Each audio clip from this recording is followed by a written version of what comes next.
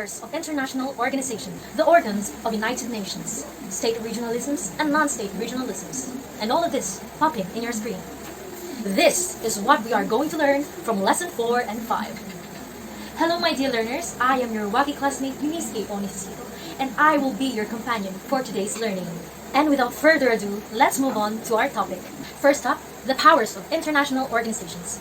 Now, what does it mean about power? Power plays an important role. It is commonly defined as the ability or authority to act, to accomplish a task, or to create something new. Now, international organizations, or what they call IO, refers to the international organizations or groups that are primarily made up of member states.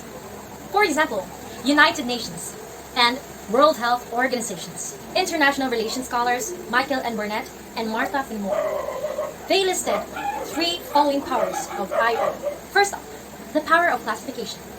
The power of classification is the ability to classify objects, invent, and shift their very definition and identity. While for the power of Fox meanings, states, organizations, and individuals view international organization as a legitimate source of information. As such, the meanings they create have effects on various policies. For the power to diffuse norms, international organizations exercise a third type of power by spreading and enforcing global values and norms. Next up, the organs of United Nations. United Nations was being created after World War II.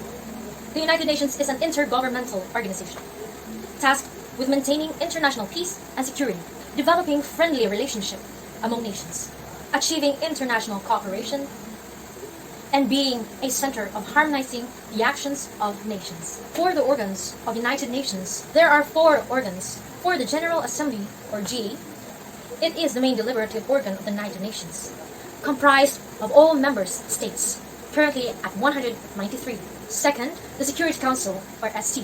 The Security Council has the primary responsibility under the United Nations to maintain international peace and security.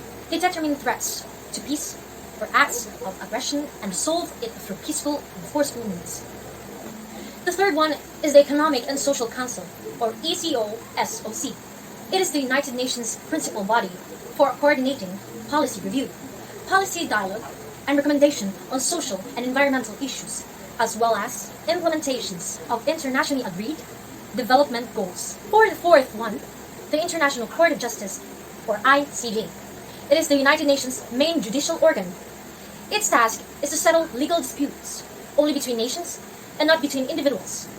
In accordance with international law, legal disputes are submitted to it by states and to give advisory opinions, referred to it by authorized United Nations organ and specialized agencies. Now let's move on to the states regionalism and non-state regionalism. Now, this state regionalism is an international organization in the region whose members are represented by states. While for the non-state regionalism is an international organization too. The difference is, in the regions whose members are common people or philanthropists and non-directly connected to the states. And now let's move on to our last discussion. NATO, or North Atlantic Treaty Organization.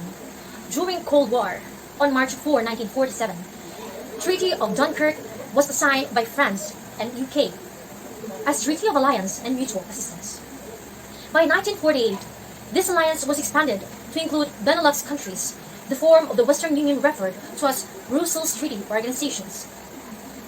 On April 4, 1949, it became North Atlantic Treaty Organization. Now for the OPEC, or the Organization of the Petroleum Exporting Countries.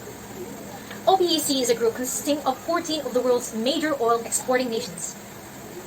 It was founded in 1960 to coordinate the petroleum policies of its members and to provide member states with technical and economic aid. For the NAM, or what they called Non-Aligned Movement, in the year of 1955, there was a conference at Bandung, that is in Indonesia, and 29 Afro-Asian countries assembled and the birth of NAM started. And for our last one, the ASEAN, or Association of Southeast Asian Nations. Association of Southeast Asian Nations was established on August 8, 1967 by the 5 original member countries is Indonesia, Malaysia, Philippines, Singapore, and Thailand.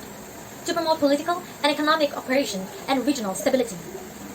Today, the main focuses of the ASEAN are political security, economic security, and social cultural integration.